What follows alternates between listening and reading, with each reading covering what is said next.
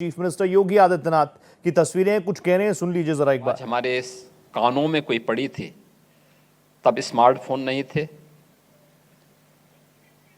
Landline phone भी नहीं थे, बहुत कम थे, इक्के दुक्के। टेलीविजन का कहीं अता पता नहीं था। जो सबसे पहली आवाज हम लोगों के सामने पड़ी थी, तो वो आवाज आई थी आकाशवाणी की।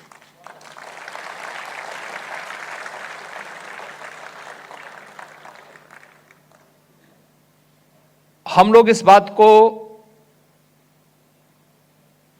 हमेशा महसूस करते हैं।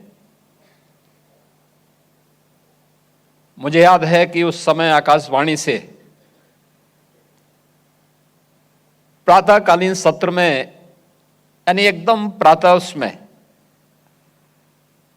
वह एक बहुत अच्छी धुन के साथ आकाशवाणी का कार्यक्रम प्रारंभ होता था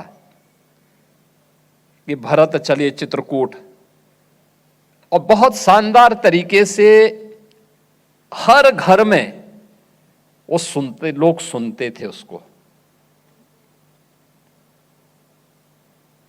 कैसे समाज को जोड़ने का माध्यम आकाशवाणी बना था, कैसे भारत की आस्था को सम्मान देने का माध्यम बना था, यह हम लोगों ने बचपन में देखा, सुना। थोड़ा बड़े हुए तो देश और दुनिया के अंदर क्या हो रहा है, हमें समाचार पत्र की पहली लाइन भी आकाशवाणी के अलग अलग समय में चलने वाली बुलेटिन के माध्यम से ही प्राप्त होती थी। और उसमें याद रखना, दोनों चीजें थी, भाषा की शुद्धता भी थी और समाचार की गुणवत्ता भी थी, और उसमें सच्चाई भी झलकती थी। यानी उसमें पीठ पत्रकारिता कहीं नजर नहीं आती थी। जो जैसा है वैसे ही प्रस्तुत करने का साहस भी उस समय हम लोग देखते थे। और आकाशवाणी के अलग अलग केंद्रों से, लखनऊ से थे जो मुख्य केंद्र था, यहां से था ही, दो अन्य केंद्रों से हमें समाचार सुनने का अवसर प्राप्त होता था, एक नजीमाबाद से और एक गोरखपुर से। इनके अलग अलग समय थे समाचार के। दूसरा, हिंदी की उपभाषाओं को, बोलियों को, भोजपुरी को, अवधी को, गढ़वाली और कुमाऊनी को, अलग अलग बोलियों को भी कैसे स्थानीय लोगों को जोड़ने का माध्यम बनाएं और उसको कैसे लोकप्रिय बनाए जाएं, यह भी हम लोगों को आकाशवाणी के माध्यम से सुनने को, देखने को अवसर प्राप्त होता था। यानी केवल मनोरंजन नहीं था, ज्ञानवर्धन भी था, आस्था का सम्मान भी था, और साथ साथ स्थानीय लोक भाषा, लोक कला के लिए मंच का एक सशक्त माध्यम भी था।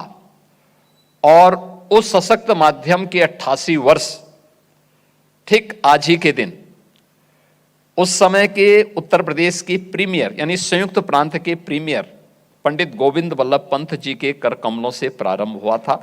और मेरा आज सौभाग्य है कि 88 वर्षों की शानदार यात्रा के आज के समारोह में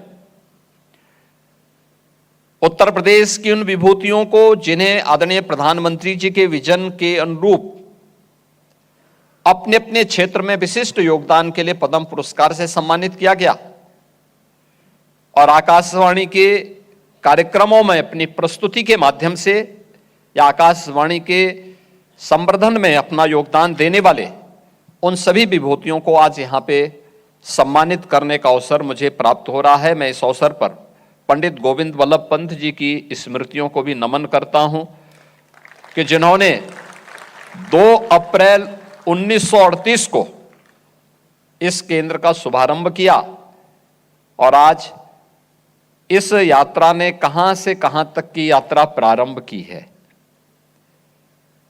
मुझे लगता है जहां पहले कोई नहीं पहुंच पाता था, वहां आकाशवाणी जरूर पहुंच जाती थी।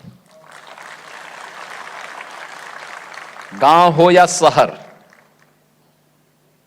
और यह आजादी के पहले की यात्रा है। 1938 तब ये देश आजाद नहीं हुआ था। पहली धुन वंदे मातरम की, आकाशवाणी लखनऊ से।